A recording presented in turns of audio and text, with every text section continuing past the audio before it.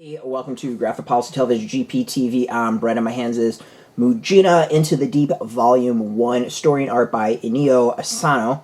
Translation JM Productions. Touch-up and lettering is Annaliesse Christman. Design Sean Carrico. Editing by Pancha Diaz. This is an interesting story. There's a lot I like about this. It reminds me a lot of more of the adult anime that I grew up watching, like the Go-Go 13s, stuff like that. Like when anime was kind of breaking in the U.S. and it was some really adult stuff, like Ninja Scrolls and all that, like not kid stories. And that's what this reminds me a lot of. It's more of that like darker, cyberpunkish vibe to it. Not that it's a cyberpunk story, but like that sort of vibe. Like there's a little bit of adult, there's a little bit of a danger, there's a little bit of sexuality about it. So the story is that this is it's in the future, and it's a story of the society. It's Japan, and they now have this thing where there's like this human rights aspect to it, and it's not guaranteed. You have to have like a human rights this card and like an ID and to go, I don't know, like certain purchase things, or like get into cabs. Like it's very this weird, big brotherish society.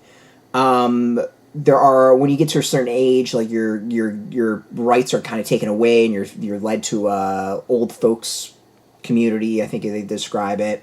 But then there's this younger group who's kind of like raging against this, called the Mujina.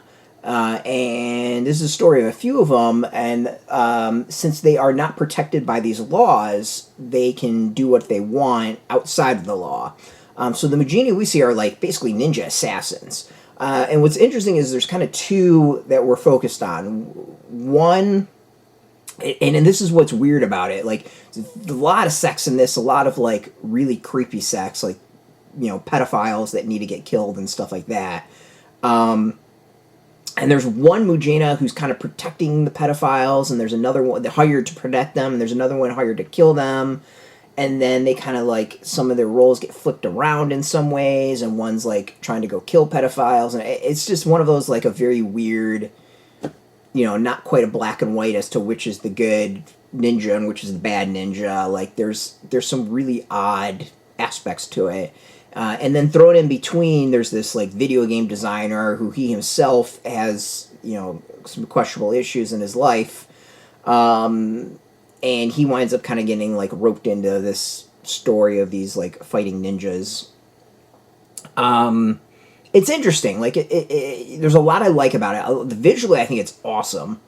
The story, it doesn't, I think, explain the world enough. It goes way long into the manga to, like, before it really lays down, like, this is how things work.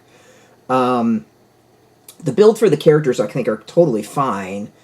But there's also, like, that, as I said, like, this weird gray spot where, like, one ninja is trying to kill pedophiles, and the other one's trying to defend them, is hired to defend them, and kind of roles get reversed in some ways, and it's odd like that. It's really kind of odd. So, in the end, like the Mujina,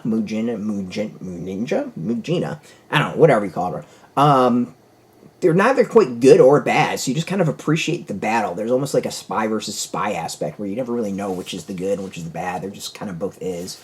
As I said, like the art is really cool. I don't quite know how to describe the vibe, but I kept on reading it and I was like, it feels like there's like a very like heavy metal aspect to it, like manga meets heavy metal. Just it's badass in some ways, and it's just really like almost guttural and raw in like a good way, and arms are getting slashed and heads are being chopped off, and like people are getting all sorts of jacked up. Like it's solid like that. It's interesting. Like it's really interesting, intriguing. So yeah, I'm like a little torn on it. I'm really fascinated to see where it all goes, and I want to learn more about this world, but at the same time it's just like this weird aspects to it where it kind of just gets stuck on these small details or lack of details.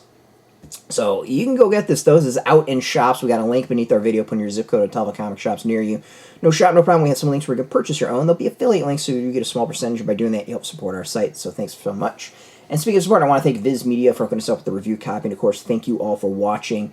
If you are into manga, if you're into comics, check us out every single day at graphicpolicy.com. We're on Facebook, TikTok, Threads, Blue Sky, all that stuff, all at Graphic Policy, keeping it nice and consistent. So until next time, keep reading that manga and keep it geeky.